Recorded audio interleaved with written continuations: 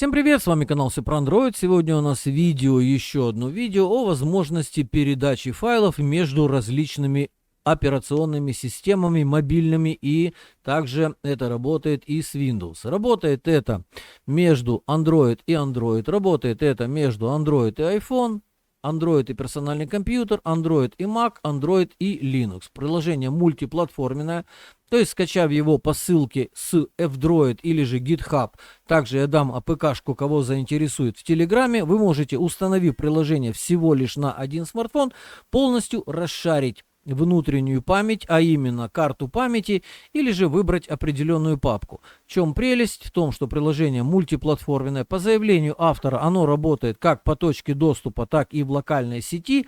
Мы продемонстрируем точку доступа, то есть два смартфона у нас подключены через точку доступа. Точка доступа создана на пикселе, вот значок, и к этой точке доступа у нас подключен второй смартфон Redmi Note 5. Теперь посмотрим, как это выглядит. Для первого запуска вам необходимо запустить приложение. Перед этим сделаем просмотр настроек. Настройки, первый пункт отвечает за выбор папки, то есть вы можете использовать полностью всю внутреннюю память вашей SD-карты или же задать определенную папку, выбрав нужную папку здесь. Следующий пункт — очистка запомненных девайсов. Если вы подсоединялись, можете удалить девайсы. Изменение темы веб-интерфейса. Не будем изменять. Порт, через который будет идти соединение, по умолчанию 6060, вы можете изменить данный порт. Показывать скрытые файлы. Ставите галочку, если хотите расшарить скрытые файлы на передающем устройстве. Если нет, не ставите.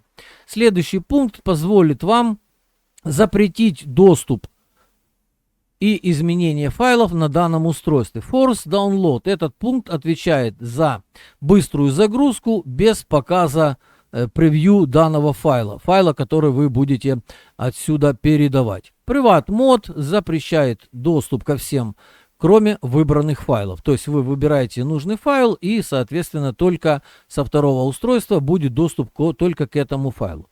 Ну и для запуска что необходимо делать? Нажимаем старт.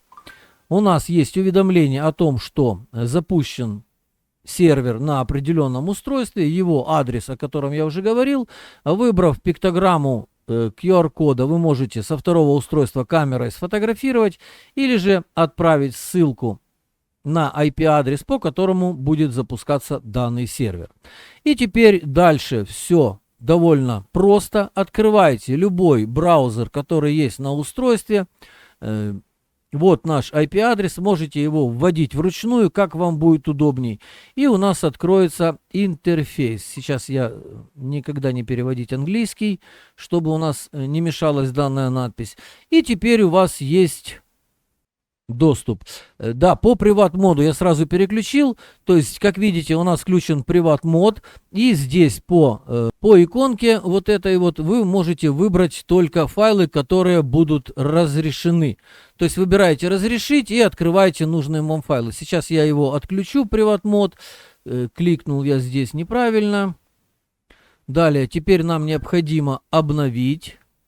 И мы получаем доступ ко всем файлам. Как скачивать, я думаю, здесь сложностей не возникнет. Это как обычное скачивание. Открываете нужную папочку и отсюда же скачиваете. Переход между общим файловым менеджером и приложением. Если вы хотите какое-либо приложение сохранить, вы просто нажимаете на загрузку, и приложение будет скачано. По умолчанию файлы находятся в папке Download. То есть, как видите, здесь все прекрасно работает. HD-резко. И давайте посмотрим, как, к примеру, вот файлик есть у нас MP4. Мы его уже заменяем. Здесь даем название файлу и скачиваем файл. 158 мегабайт. Как видите, как быстро все загрузилось.